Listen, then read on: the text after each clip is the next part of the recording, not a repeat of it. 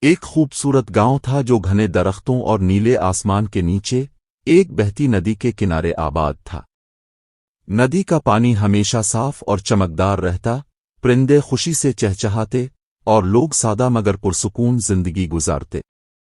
گاؤں کے بیچوں بیچ دو پڑوسیوں کے گھر تھے، رام داس اور کاشی ناتھ۔ دونوں کے گھر ندی کے قریب تھے، صرف چند قدم کا فاصلہ۔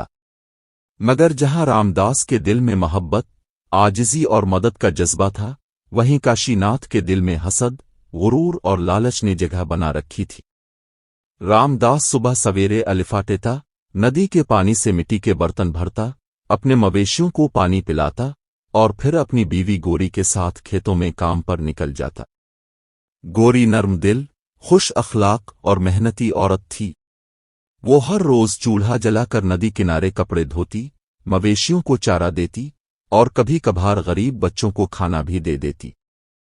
ان کے گھر کے باہر آم اور کیلے کے درخت لگے تھے جو ہر موسم میں خوشبو بکھیرتے۔ دوسری طرف کاشی ناتھ کا گھر بھی ندی کے کنارے ہی تھا، مگر اس کے دل میں سکون نہیں تھا۔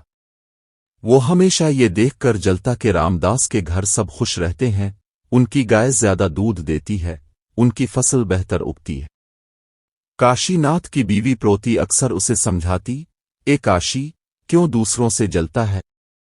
جو نصیب میں ہے وہی ملے گا، مگر وہ ہنستا اور کہتا، نصیب نہیں، قسمت خود بنانی پڑتی ہے، اور میں رام داس سے آگے بڑھ کر دکھاؤں گا۔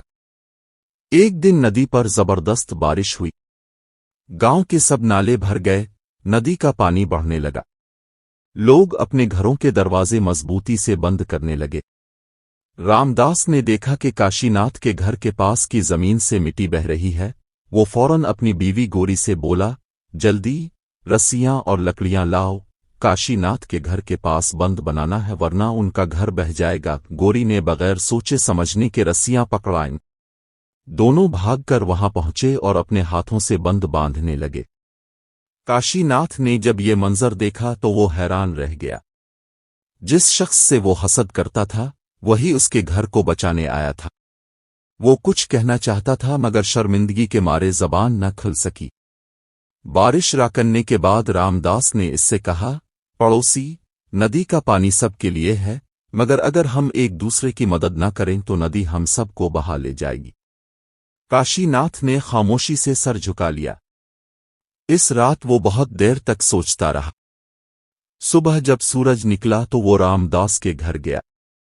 گوری چولہا جلا رہی تھی، رام داس ندی پر پانی بھرنے گیا تھا۔ کاشی ناتھ نے آہستہ سے کہا، گوری بہن، کل تم دونوں نے میرا گھر بچایا، مگر میں نے کبھی تمہارا احسان نہیں مانا۔ میں تم دونوں سے معافی مانگنے آیا ہوں۔ گوری مسکرا کر بولی، پڑوسی، ہم سب ایک ہی گاؤں کے لوگ ہیں، ایک ہی ندی کا پانی پیتے ہیں۔ دلوں میں میل نہ ہو تو زندگی میٹھے پانی جیسی لگتی ہے۔ اسی لمحے رام داس واپس آیا اور دونوں پڑوسی ایک دوسرے کے سامنے کھڑے ہو گئے۔ کچھ لمحوں کی خاموشی کے بعد کاشی ناتھ نے رام داس کے قدموں میں ہاتھ جوڑ دیے۔ بھائی، مجھے معاف کر دو۔ میں نے ہمیشہ تم سے حسد کیا، برا چاہا، مگر تم نے بھلائی کی۔ رام داس نے مسکرا کر کہا، جو دل صاف رکھے، اس کے لیے سب ندیوں کا پانی بھی شفا بن جاتا ہے۔ آج سے ہم بھائی ہیں، پڑوسی نہیں۔ اس دن کے بعد گاؤں میں ایک نیا رنگ بھر گیا۔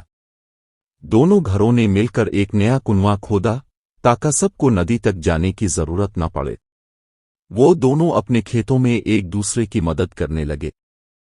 گاؤں والے حیران تھے کہ پہلے جو دونوں ایک دوسرے کے دشمن تھے، اب وہ بھائیوں سے بڑھ کر ہیں۔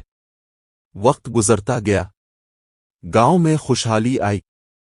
ندی کا پانی اب پہلے سے زیادہ صاف لگتا، جیسے خود قدرت بھی ان کی محبت سے خوش ہو۔ رام داس کے گھر کے آموں کا ذائقہ سب سے میٹھا، اور کاشی ناتھ کی گائے کا دودھ سب سے زیادہ ہو گیا۔ ایک دن گاؤں کے بزرگ پنچایت میں کہنے لگے، یہ ندی صرف پانی نہیں بہاتی، یہ دلوں کی میل بھی بہا دیتی ہے۔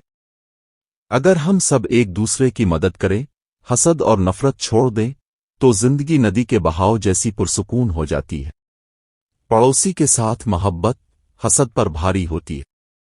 جب دل صاف ہوں تو ندی بھی نعمت بن جاتی ہے، زحمت نہیں۔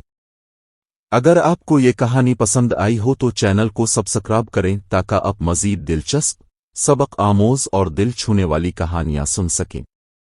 آپ کا ایک لائک اور سبسکرائب ہماری محنت کو حوصلہ دیتا ہے۔